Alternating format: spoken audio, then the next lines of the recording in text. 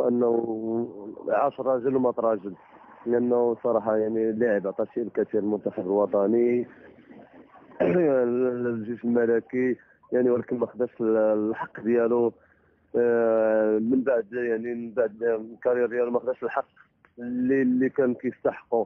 يعني هذا النداء كنطلب من الناس المسؤولين على الكره المغربيه انهم يعني ما نبقاوش اننا تيموت انسان ولا حتى تيوقع في شي ظروف اللي خايبه. عادي يمكن لنا اننا نوقفوا جنبه.